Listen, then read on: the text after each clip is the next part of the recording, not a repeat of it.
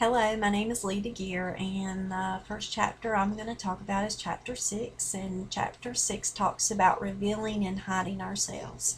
The concept that I most identify with in this chapter is avoidance, and it talks about avoidance in relationship to preserving relationships.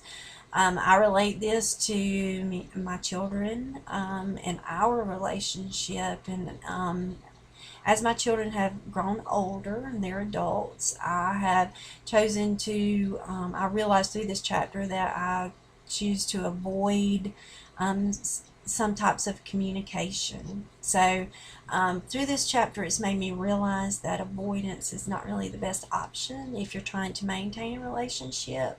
So I realized that I need to ask more questions and talk to them more. So it has made me ask some of the harder questions, such as where's all your money going, or who are you going out with tonight? Some things that normally I would have not asked just to avoid any kind of conflict so that we could maintain our relationship. The next chapter that I related to was chapter 7, and it talks about communicating closeness, and it talks about indirect and nonverbal communication. And nonverbal communication are examples of this are smiles and hugs and kisses. And I relate this to my husband and I, and we have been married for almost 30 years. So some relationships have ups and downs, and verbal communication definitely sometimes lacks.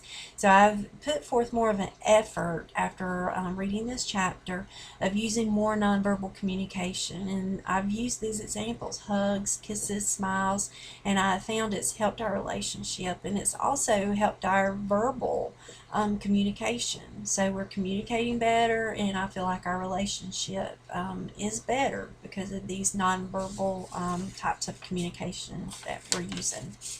The next chapter is chapter 10, and it talks about maintaining relationships, and it talks about the benefits of equity. And it discusses the ratio between your contributions and your benefits from a relationship. It talks about what you put in a relationship and what you get out. And I relate this again to my children. As they age, I realize that I'm not reaping as much of a benefit from our relationship as I used to. They have other things going on in their lives besides mom. So I have understood that I am the under benefited part of the relationship, and I have changed my perception about it and realizing that this is a part of life. So I have put forth more of an effort to communicate with them, to text them, ask them how their day was, ask them to dinner. So those things have helped our relationship, and I feel better about it that I'm putting forth the effort. The next chapter that I related to is chapter 11, and it talks about coping with conflict. And of course, avoiding is one of my styles, which I relate to more in my friendships. Um, so I don't want to argue. I want to keep the peace. I want peace, not conflict. So I try to avoid any subject that's going to cause any conflict. But through reading this chapter, I realized that to preserve a relationship, you need to communicate even through conflict.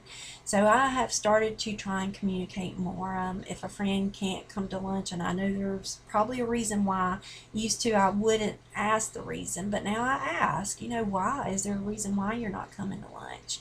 And this has helped our relationship. I feel like that we've grown closer and that we're able to communicate on a deeper level.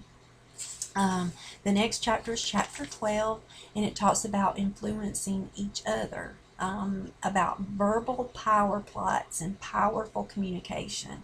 And it talks about direct request, and this is something that I have a hard time with. I'm one that if something needs to be done, I just do it instead of having to ask somebody else to do it. And I relate this to work. I have an assistant at work, and she and I are friends, co-workers. And if something needs to be done, a lot of times I just do it instead of ask her to do it. So through this chapter, I've realized that I need to ask her to do some things, and I have done that. So if copies need to be made, if our cart at work needs to be stocked, I'll ask her to do those things, and I have found that it's helped, that our workflow is better, and our work relationship is better. So that concludes my video. Thank you.